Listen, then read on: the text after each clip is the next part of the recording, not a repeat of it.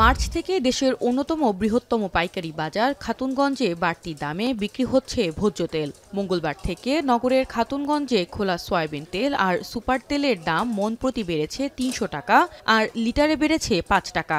অন্যদিকে palm oil মণ প্রতি ১৫০ টাকা ও লিটার প্রতি ২.৫ টাকা বৃদ্ধি পেয়েছে। এছাড়া ডিলার থেকে বোতলজাত ও সয়াবিন তেল বিক্রি হচ্ছে বাড়তি দামে। বান্ডেল থাকলে প্রতি সেনমানিতে টাকা বাঁচবে। বিকাশ সেনমানি বান্ডেল কিনে জিতুন প্রতি লেনদেনে। ক্রেতাদের অভিযোগ, আগে কেনা তেল নতুন দামে বিক্রি করছেন কিছু কিছু ব্যবসায়ীরা। কিনা আগে থাকে, কিন্তু যেদিন দেখে এই দামটা বেড়ে গেছে ওই দিনই সাথে সাথে সেটার দামটা বাড়িয়ে ফেলে। এখন ওই যে তেল দিচ্ছে না, সংকট মোটামুটি আছে, তারপরেও কিছু মাল কিনতে হয় তেলের সাথে, তাহলে তেল দিচ্ছে না, তেল দিচ্ছে না। ব্যাট অফ পদ্ধতি যেটা এটা তুলে দেওয়াতে ৩০০ টাকা মতো বাড়ছে। যেটা বাড়ে এটা আগে বাড়ি গেছে, ৩০০ টাকা যেটা বাড়ার দরকার ছিল ওইটা আগে বাড়ি গেছে। সরকার কালকে গতকাল ডিলার দিচ্ছে, তো ডিলার দেওয়ার পর বাজার আর বাড়েনি। আশা করি ডেলিভারি হবে, তবে কিন্তু এখনো নতুন মাল বাজারে আসেনি। তবে পাইকারিতে বাড়তি দামে সয়াবিন তেল বিক্রি হলেও খুচরায় এখনও প্রভাব পড়েনি। বেশিরভাগ জায়গায় আগের দামেই বিক্রি হচ্ছে। বরিশালের পোর্ট রোড সহ বিভিন্ন বাজার ঘুরে দেখা গেছে বোতলজাত তেল বিক্রি হচ্ছে আগের দামেই। কোম্পানি থেকে নতুন দামের তেল সরবরাহ শুরু হয়নি বলে জানিয়েছেন ব্যবসায়ীরা।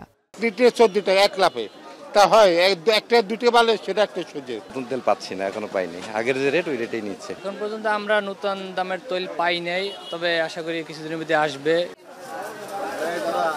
ময়মনসিংহ বাজারের তেলের দামে নেই কোনো প্রভাব। নতুন চালান আসলে দামে বাড়বে বলে জানান ব্যবসায়ীরা। তবে বাজারে সয়াবিনের কোনো সংকট নেই, সরবরাহ স্বাভাবিক রয়েছে বলে জানান তারা। আগের দামে তেল কিনতে পেরে কিছুটা স্বস্তিতে আছে ক্রেতারা। রাজশাহীতেও একই চিত্র।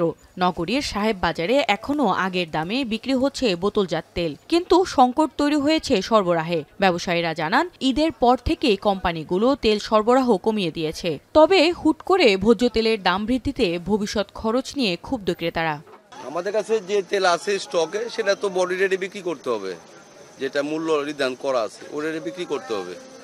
আর কোম্পানিরা সবচেয়ে বেশি শয়তানিপনা করছে, কোম্পানিরা মাল দিচ্ছে না। দাম বাড়লেই জিনিস পাওয়া যায় না, অসুবিধা হয়ে যায়। খরিদ্দার কাছেও দাম নেওয়া যায় না বেশি। অনেক কিছু দাম কম ছিল, এখন বাজার তদারকি করার কেউ নাই, দেখার কেউ নাই, এই জন্য বাড়ছে।